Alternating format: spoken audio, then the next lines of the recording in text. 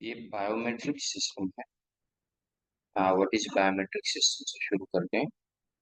Biometric systems are technological solutions that use people's technique, unique biological and behavioral characteristic to authentic their identity. Authenticate का मतलब क्या? ये आपका page number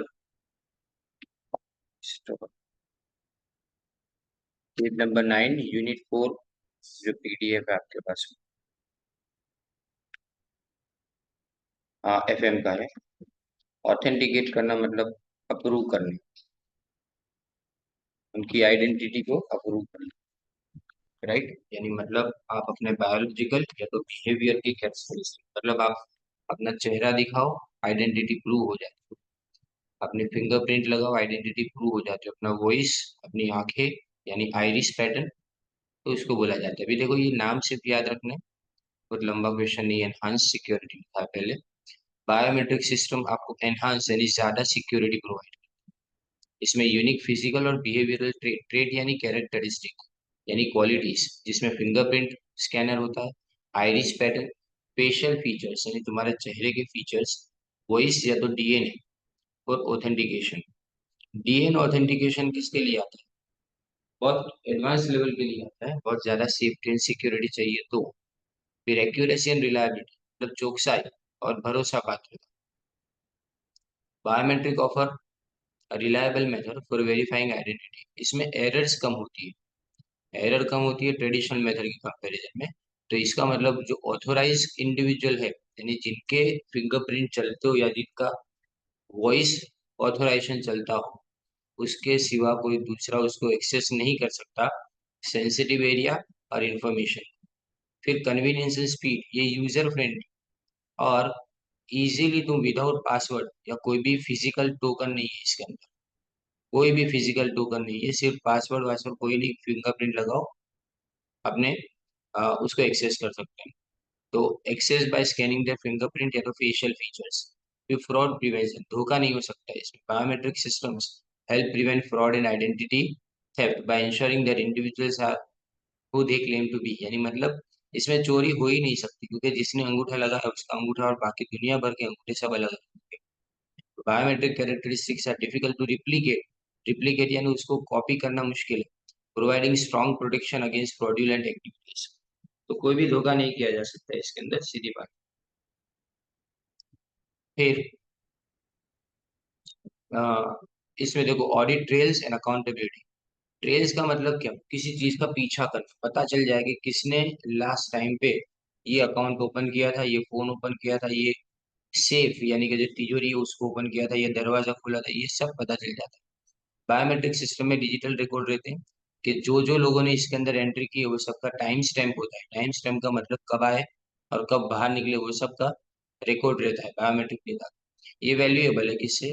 कि इससे क्या होता है, अकाउंटेबिलिटी, और पर्टिकुलरली वो सेक्टर के अंदर जिसमें अपने प्रायोरिटाइजिंग सिक्योरिटी, जहाँ पे प्रायोरिटी किसको देनी है, सिक्योरिटी को, और कंप्लायंस यानी सरकार ने भी ऐसा बोला है, ऐसे रूल बनाए, इसको मानना हमारे लिए जरूरी होता है। फिर scalability and flexibility, biometric solutions can adapt to different user groups and organizational needs, whether for small offices or large enterprises. छोटे बड़े कोई भी बिजनेस के लिए बायोमेट्रिक सोल्यूशन जरूरी है, लेकिन accommodate changing requirements and support future growth without major infrastructure changes.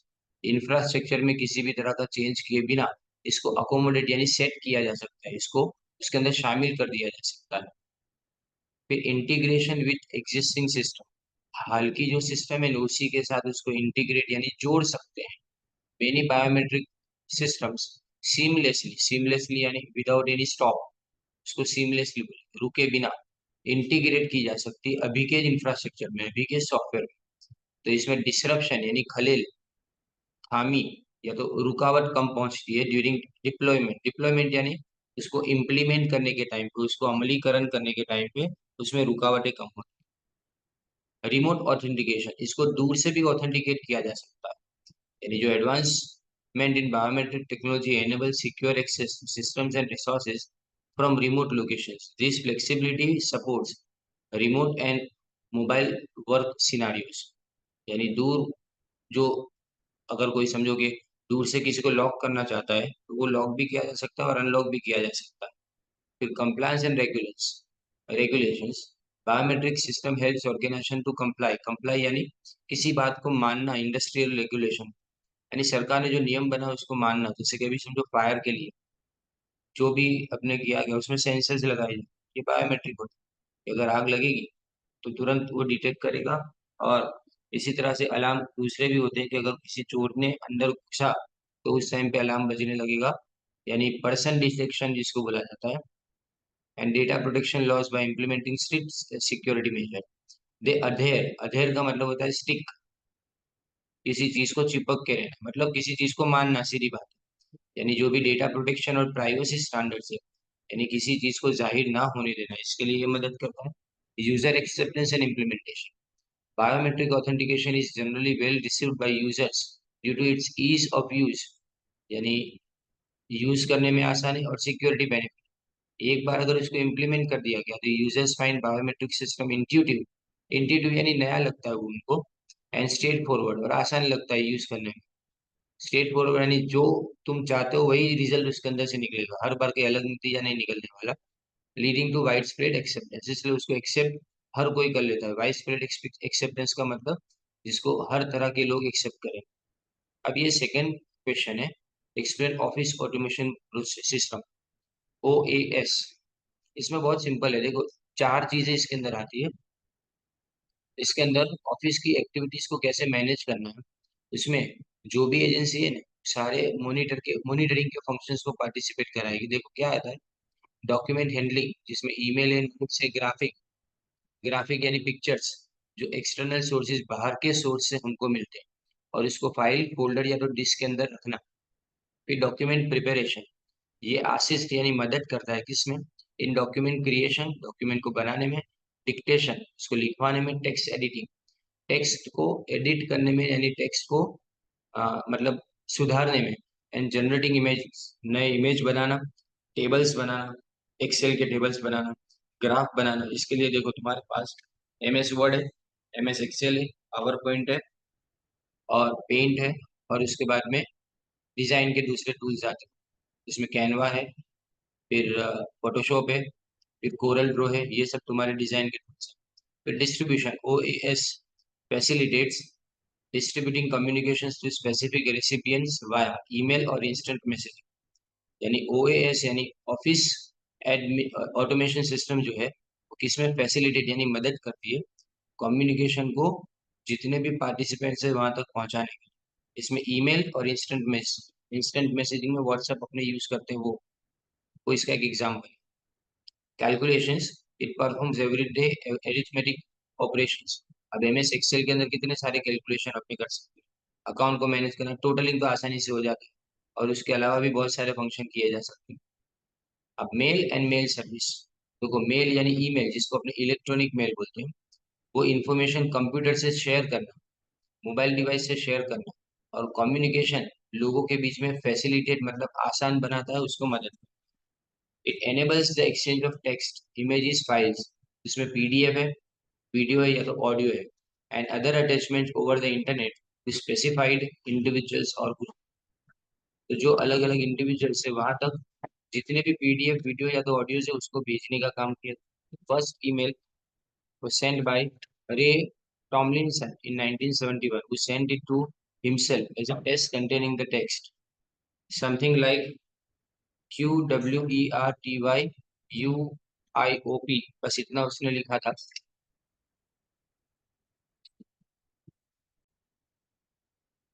अब देखो ये जो लिखा है समथिंग लाइक QWERTYIOP,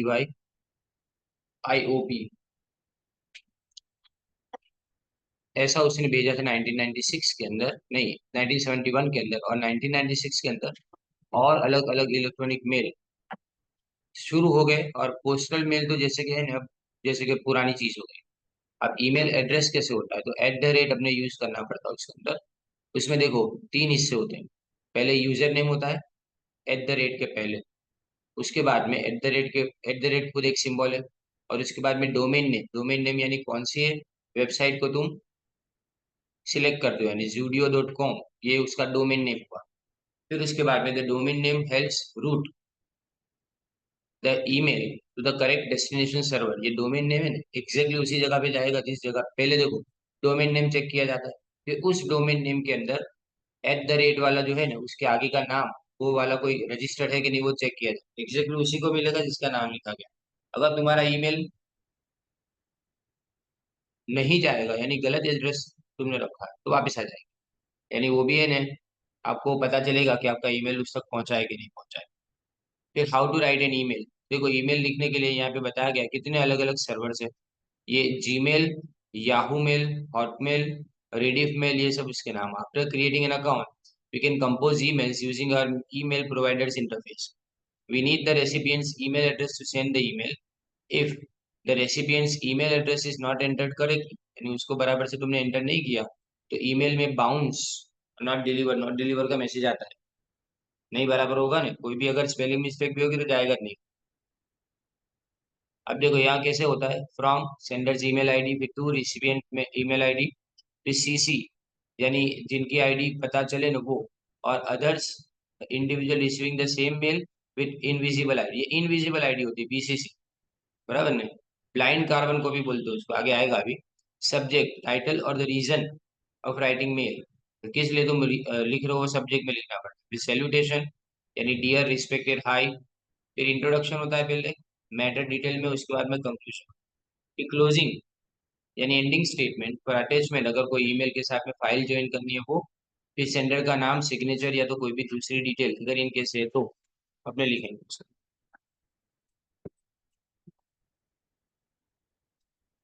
फिर सीसी यानी carbon copy, let's you send the email,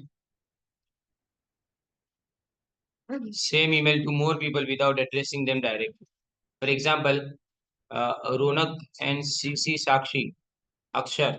While Ronak gets main email, Sakshi और अक्षर जो है ना उसको उसकी कॉपी मिलेगी, और everyone can see who got it, और सबको पता चल जाएगा कि ईमेल किस किस तक भेजा गया है। ये पार्ट जो है ना ऑप्शनल होता है, मतलब जिसको करना है वो करे, बाकी तो नहीं। आपके ऊपर जो स्पैम ईमेल आते हैं ना, बहुत धड़ाधड़ धड़ाधड़ ईमेल आते हैं, उसके अंदर देखना उसमें सीसी लिखा होगा ऊपर, और इसमें देखो कितने सारे लोगों के नाम होंगे, हजारों लोगों के नाम होते हैं उसके। फिर ब्लाइंड कार्बन कॉपी, ये इसमें is like CC but secret, each BCC recipient gets the email without knowing who else got it, किसको ये ईमेल मिला उसके बारे में पता चलेगा। However the main recipient those in the to field can still see each other, लेकिन ये दोनों एक दूसरे को देख सकते हैं। This part is also optional, ये पार्ट भी तुम्हारे लिए कैसा है, ऑप्शनल, चले ना करो तो। Subject line briefly describes that what the email is about, यानी सब्जेक्ट लाइन में, सब्जेक्ट लाइन के अंदर ये पता होता है कि किसको किसको ईमेल मिला है, नहीं ईमेल किसके बारे में होता है sorry, and it helps recipient understand the topic without opening it, पहले से पता चल जाता है कि मैं ये ईमेल किसके बारे में, उसको ओपन करूँ या ना करूँ। और ये बात भी ऑप्शनल है, कई बार अपने सब्जेक्ट के बिना ईमेल भेज देते हैं तो नीचे एक वार्निंग मैसेज आएगा कि इसमें कोई सब्जेक्ट लाइन नहीं, क्या इसको आप भेजना चाहते हो, यस तो ओके भेज सकते हो अपने विदाउट सब्जेक्ट लाइन। अब देखो वैलिड ईमेल एड्रेस कैसा होता है, तो देखो एट द रेट की साइन होनी चाहिए, डोमेन का नेम होना चाहिए जो फिक्स होता है सर्विस प्रोवाइडर का, यूजर नेम 64 कैरेक्टर से ज्यादा नहीं हो सकता, और डोमेन का नेम है ना 254 कैरेक्टर, कितना लिखा है 254 कैरेक्टर, यानी अल्फाबेट से ज्यादा नहीं हो सकता। There should be only one alpha at the rate sign in an email address, खाली एक एट द रेट साइन होती है, and spaces and special characters allowed है, बट सम ईमेल प्रोवाइडर्स में नॉट अलाउड है, कुछ लोग नहीं अलाउ करते। The user name and email address can not start or end with a period, यानी मतलब उसके अंदर है ना अपने ईमेल एड्रेस या तो यूजर नेम को अपने कोई भी कॉमा फुल स्टॉप से स्टार्ट नहीं कर सकते, right? अब एडवांटेज, एक तो फ्री डिलीवरी, इंटरनेट की कॉस्ट है ना बहुत कम है, कई जगह पे तो है ना सर्विस कॉस्ट भी बहुत कम रखी जाती है। फिर email can be send world wide to any country, किसी दुनिया के कोने में भी भेजना हो भेज सकते हैं, इंस्टेंट डिलीवरी, उसी टाइम पे सामने वाले को डिलीवरी मिल जाएगी ईमेल की। और फाइल अटैचमेंट, इसके साथ में अपने फाइल भी अटैच कर सकते हैं, उसकी लिमिट होती है, कुछ लोग 15 MB तक की लिमिट देते हैं, कुछ लोग 25 MB तक की लिमिट देते हैं। Allowing user to send document, pictures और अदर फाइल्स। फिर long term storage, emails are stored electronically allowing users to access them in the future. तो फ्यूचर में इसको अपने क्या कर सकते हैं, एक्सेस कर सकते हैं। इलेक्ट्रॉनिकली इसको स्टोर कर दो, हजारों ईमेल तुम्हारे ईमेल बॉक्स में रहेंगे। एनवायरमेंटली फ्रेंडली, क्योंकि इसमें पेपर नहीं है, कार्डबोर्ड नहीं, पैकिंग टेप कुछ भी नहीं है, इसलिए एनवायरमेंट सेव होता है। और अब लास्ट क्वेश्चन देखिए मेरे ख्याल से। यस, देखो question number 3, right a short note on paperless office. ये चौथा टॉपिक है, वो चौथा टॉपिक अपने लिए जरूरी है।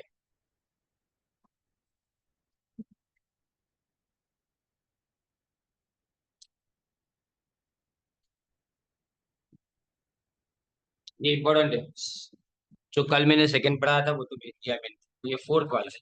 देखिए, write a short note on paperless office, transitioning to a paperless office. Third मैंने शायद भेजा है ना, टॉपिक 3 भेजा। Transition into a paperless office involves minimizing or eliminating the use of paper in documentation and communication. Paperless office का मतलब paper बिना की ऑफिस, इसमें डॉक्यूमेंट में कोई पेपर ना यूज करा। Opting for digital alternatives institute, उसकी जगह पे क्या यूज करेंगे, डिजिटल मीडिया को यूज करेंगे। These approaches gain attention due to its efficiency, cost reduction and environmental benefits. ये किसके लिए होता है, एफिशिएंसी पे ज्यादा ध्यान दिया जाता है, कॉस्ट रिड्यूस की जाती है, और एनवायरमेंटल बेनिफिट ज्यादा। The importance of paperless office. Digital documents are created, stored, and managed in digital formats like PDF, word processing files, spreadsheets, reducing clutter and improving organization. Clutter यानी मतलब कोई भी रुकावट नहीं होती उसके अंदर, आसानी से प्रोसेस किया जा सकता है। Electronic communication, communication primarily happens through email, instant messaging, and video conferencing, enabling quick and efficient information exchange without printed document. कोई डॉक्यूमेंट प्रिंट नहीं किया जाता, क्विक और एफिशिएंट इंफॉर्मेशन फटाफट, प्रिंट तो करना ही नहीं, यानी पेपर तो है ही नहीं इसके अंदर। और डॉक्यूमेंट का मैनेजमेंट, उसको अपने क्या करेंगे, डॉक्यूमेंट को स्टोर कर पाएंगे। रिट्रीवल यानी वापस लाना, और शेयरिंग, उसको शेयर करना, making it easier to classify and index digital documents. उसको क्या करें, इंडेक्स करना मतलब पॉइंट आउट करना, डिजिटल डॉक्यूमेंट को पॉइंट आउट करना। फिर आता है उसके बाद में cost reduction, savings on paper related expenses like purchasing, printing and storing, as well as reduce hardware maintenance cost.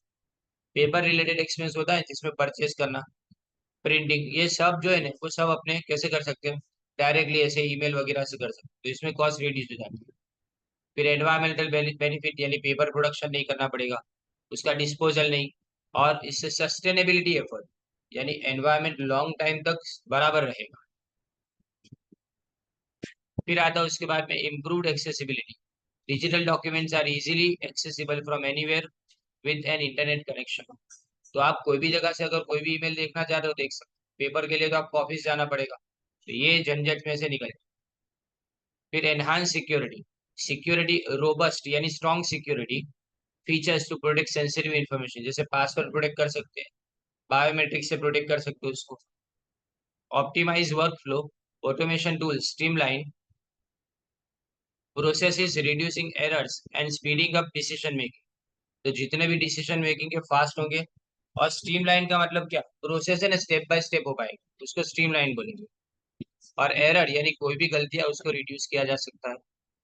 Space saving, eliminating paper documents frees up physical office space and reduces real estate cost. Real estate मतलब जगह नहीं, paper रखने की जगह नहीं चाहिए आपको, तो अगर पेपर रखने की जगह नहीं चाहिए तो कम जगह के अंदर भी अपने काम कर सकते हैं ना। Adaptability and innovations, embracing a paperless culture encourages technological innovation and growth opportunities। तो अगर कल्चर पेपरलेस हो ना तो इससे टेक्नोलॉजिकल इनोवेशन और ग्रोथ अपॉर्चुनिटी, इसका मतलब टेक्नोलॉजी और ज्यादा बढ़ेगी, पेपर के बिना ऑफिस को कैसे चलाना है। while transitioning required planning and investment, the benefit of efficiency, cost reduction, environment sustainability make it worthwhile। worthwhile यानी ये अपने को है ना अच्छा लगता है, इसकी वजह से सबसे पहले तो एफिशिएंट है, क्योंकि ये कभी खराब नहीं होता, ईमेल खराब कैसे होगा।